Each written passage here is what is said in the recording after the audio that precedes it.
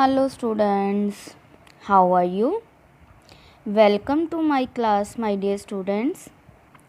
आज मैं आपको इस वीडियो में कक्षा 4 की हिंदी डिस्कवरी बुक में से part 6 chapter number 6 Stephen Hawking अंतरिक्ष तक बनाई सीढ़ियाँ के बारे में बताऊंगी।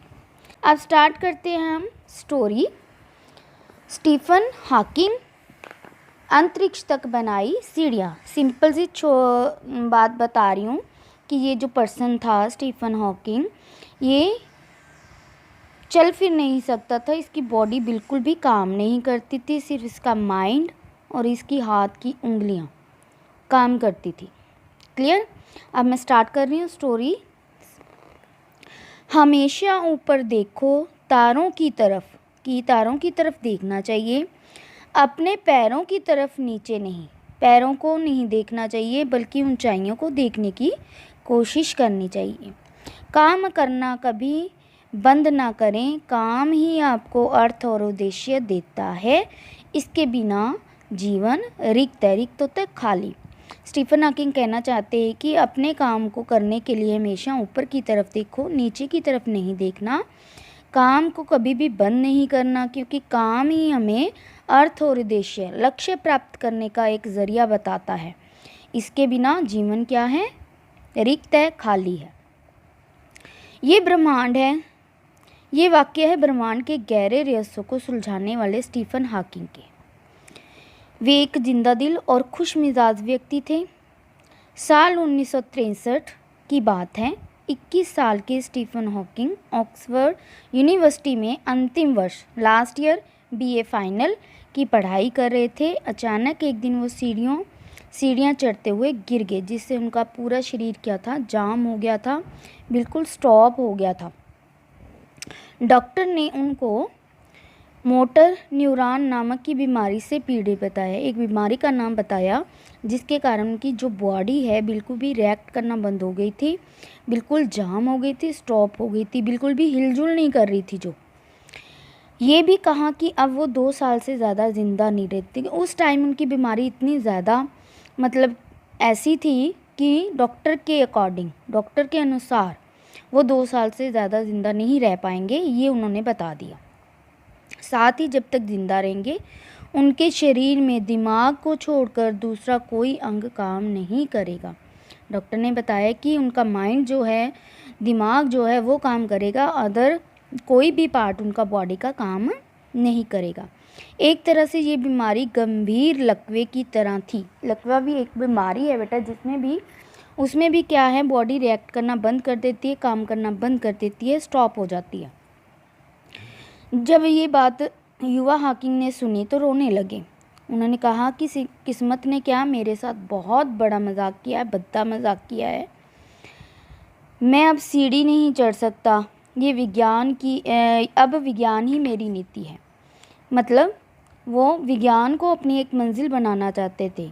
कुछ मंजिल पर ना चढ़ पाए तो क्या अब मैं अंतरिक्ष तक जाऊंगा? मतलब उनका जो इच्छा शक्ति थी, जो उनका कॉन्फिडेंस था, जो विश्वास था उनके मन में, जो कुछ वो करना चाहते थे, वो ख़त्म नहीं हुआ था, क्योंकि उनका दिमाग तो काम कर रहा था। तो इसी इच्छा शक्ति, इसी कॉन्फिडेंस के ज़रिए, इसी हिम्मत और लगन के ज़रिए वो क्या 76 ईयर 76 साल, कहाँ डॉक्टर ने बोला कि 2 साल जिएंगे, लेकिन वो अपनी लाइफ के 76 साल जिए। 76 साल तक वो जीवित रहे। उनकी जो बोलने की शक्ति है वो भी ख़त्म थी, क्योंकि बॉडी बिल्कुल रिएक्ट नहीं कर रही थी। तो सिर्फ जो उनकी उंगलियां थी वो काम कर रही थी, हिला पा रहे थे। सेकंड पैराग्राफ में फर्स्ट लाइन है ये, उन्हीं की मदद से वे अपनी व्हील चेयर पर लगे कंप्यूटर पर टाइप करते उंगलियों के ज़रिए, और स्पीच सिंथेसाइज़र से, ये एक टेक्नोलॉजी का नाम है, कंप्यूटर के थ्रू वो उनकी जो टाइप की हुई चीज़ें होती थी, बातें होती थी, उनको आवाज़ में बदल दिया जाता था। उन्होंने अपनी बीमारी का पता चलने के बाद ब्रह्मांड के रहस्यों का पता लगाने में अपना पूरा जीवन लगा दिया। मतलब ब्रह्मांड, सृष्टि, मतलब जो भी एस्ट्रोलॉजी है, उनको बारे में पता करने के लिए अपनी लाइफ को लगा दिया। दुनिया में बात करने के लिए उन्होंने, दुनिया में लोगों से बात करने के लिए, अपनी बात कहने के लिए उन्होंने कंप्यूटर स्पीच सिंथेसाइज़र का सहारा लिया। एक टेक्नोलॉजी है जिसका उन्होंने सहारा लिया। नेक्स्ट पेज है जिसमें हॉकिंग ने ब्लैक होल रहस्य को समझाते हुए कहा था, ये नहीं कि ब्लैक होल में हर चीज़ समा जाती है, बल्कि इसमें से एक विशेष प्रकार की रेडिएशन निकलता है। रेडिएशन होता है तरंगे, विशेष प्रकार की खास इम्पॉर्टेंट रेडिएशन निकलती है, तरंग निकलती है। उनकी खोज के बाद इसे हॉकिंग रेडिएशन का नाम दिया गया। उन्होंने बिग बैंग थ्योरी को समझाने में मदद की। ये भी एक तरह की थ्योरी थी, कोई टॉपिक था जिसको समझाने में उन्होंने बहुत ज़्यादा कोशिश की, मदद की लोगों की। ब्रह्मांड के रहस्यों पर समय का संक्षिप्त इतिहास, छोटा इतिहास, छोटी मतलब कोई बुक लिखी, बातें लिखी, किताब लिखी, किताब के अंदर उन सब बातों को बताया, ब्रह्मांड के रहस्यों के बारे में बताया। इस किताब ने आम जन को जटिल विज्ञान के रहस्य सरल भाषा में समझाए। विज्ञान के रहस्य को उन्होंने सरल भाषा में लिखा जिसे लोग आसानी से समझ सकते थे। ये किताब बहुत लोकप्रिय हुई, प्रसिद्ध हुई। देन नेक्स्ट पैराग्राफ, अप्रैल 2007 में अंतरिक्ष एजेंसी नासा ने उन्हें सम्मान के तौर पर अटलांटिक समुद्र के ऊपर ज़ीरो ग्रेविटी में 2 घंटे रहने का मौका दिया। ज़ीरो ग्रेविटी बिल्कुल भी जहाँ पे टेम्परेचर कम है वहाँ पे लोग हैं, जैसे हवा में उड़ने जैसा एहसास फील होता है वहाँ पे। बाद में जब इस अनुभव को हॉकिंग ने तस्वीर देखी तो वो भावुक हो गए, इमोशनली वो फील करने लगे। 44 साल में मैं एक कदम नहीं चला, क्योंकि वो 21 साल के थे जब उनके साथ कोई ट्रेजेडी हुई और उनकी बॉडी ने रिएक्ट करना बंद कर दिया था, सिर्फ उनका माइंड, उनका दिमाग और उंगलियां चल रही थी। तो जब उन्होंने ये चीज़ देखी तो उन्होंने ये कहा कि नासा ने एक झटके में मुझे परिंदा बना दिया, पंछी बना दिया, पक्षी बना दिया। ये उड़ने जैसा एहसास उनको हो रहा था। काश मैं उड़ पाता तो बहुत दूर चला जाता। ज़ीरो ग्रेविटी में उनसे ये प्रश्न पूछने पर कि इस बीमारी की चपेट में रहने से आपको कैसा महसूस होता है, इसका जवाब होता, उन्होंने क्या जवाब दिया, मैं इस बात पर अधिक ध्यान नहीं देता, मैं सामान्य लोगों की तरह जीवन जीने की कोशिश करता हूँ, कभी इस बात का अफसोस नहीं करता कि मैं दूसरे लोगों की तरह, सामान्य मनुष्यों की तरह बहुत सी चीज़ों को नहीं कर पाता। क्यों?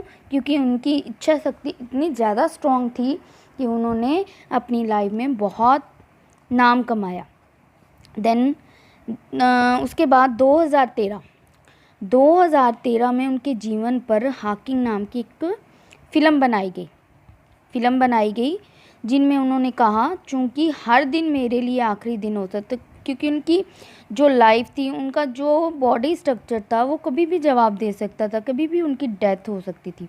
तो वो क्या कहते हैं कि इसलिए मैं हर एक मिनट को ज़्यादा इस्तेमाल कर लेना चाहता हूँ। मतलब वो अपने टाइम को यूटिलाइज़ करना चाहते हैं, ज़्यादा से ज़्यादा यूज़ करना चाहते हैं, करने में लगाते थे कि मेरा टाइम वेस्ट ना हो। अगर मैं कोई खोज कर रहा हूँ, किसी चीज़ को जानने की कोशिश कर रहा हूँ, विज्ञान से रिलेटेड है, ब्रह्मांड से रिलेटेड है, तो वो उस टाइम को यूटिलाइज़ करते थे, ज़्यादा से ज़्यादा इन कामों में लगाते थे, वेस्ट नहीं करते थे।